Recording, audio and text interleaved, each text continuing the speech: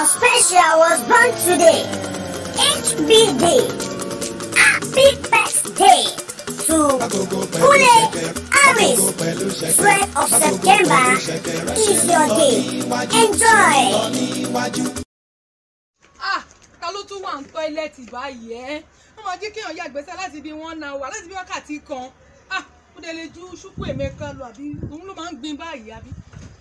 Ló máa jẹ ìṣú ara.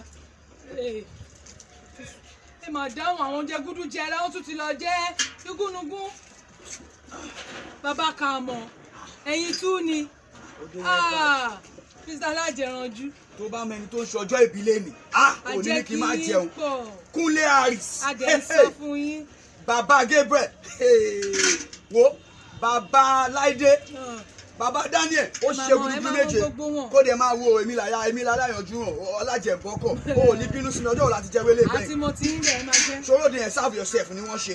Serve yourself tán ṣe mo jẹ sẹ̀mó mo jẹ àmàlà mo jẹ rice wọ́n tún pe kíní kan ṣàwámà àbí ṣàráfà àbí òun ni mo wá jẹ́ tí mo fi bá ọgbọ̀n jẹ àjẹbí tí máa parí ayé mi sí lélẹ̀. Ẹ̀wẹ̀lẹ̀ wá ń disturb tó bá yàtọ̀ á ní tọ́ílẹ̀tì kú tó bá dẹ̀ ní kẹ́ ẹ dáwó ẹ lè dáwó. Kúnlé ò ṣe èèyàn bẹ́ẹ̀ a gbọ́dọ̀ jẹun máa wo Kúnlé Aris kò ní kú o tó ló ṣe fàájì fún wa pàtí ń jẹ la ṣe ń mu àti tí máa parí ayé mi sí rè wo ọmọ náà jẹ́ ń ṣàdúrà fún Kúnlé Aris ò ní kú ò ní rùn sórí iṣẹ́ ẹ̀ kò ní bí aráyé nú ò ní fọwọ́ ẹ̀ gbọ́mọ sí ení lọ́jọ́ ìbí ẹ̀ sórí ní white kó dẹ̀ máa wò sórí àwọn eléré tó ṣeré ń bẹ̀ tó ti ṣeré fún Fẹ́mi Kútì rí lágbo mímọ́gun onífèrè ni sórí àwọn eléré yẹn bad wọ́n ṣe iṣẹ́ wo má jẹ́ ń rojọ́ di jẹ́ kí n lọ bá wọn wẹ́yìn ni. We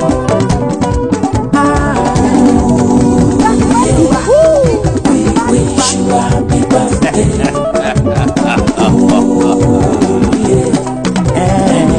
Many happy returns, Sakala. We wish you happy birthday. Happy birthday. Many happy returns, happy returns.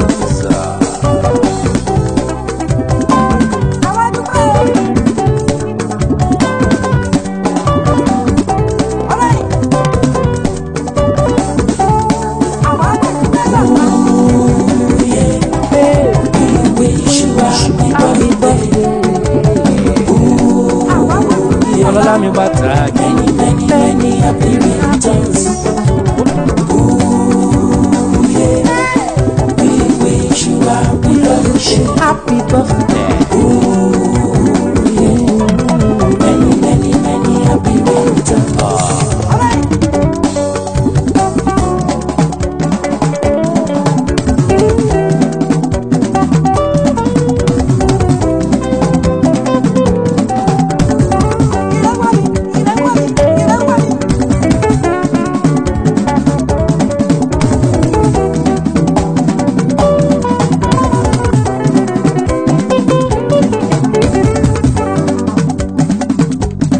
Ọlọ́jọ́ ìbí òní bóyá kó má mi lẹ́ngbẹ́ ọlọ́jọ́ ẹ̀yẹ òní bóyá kó fàyọ kojó ojú ṣáàtì rọdún ijó ló yẹ ká jó ọpẹ́ ló yẹ ká dún many happy returns.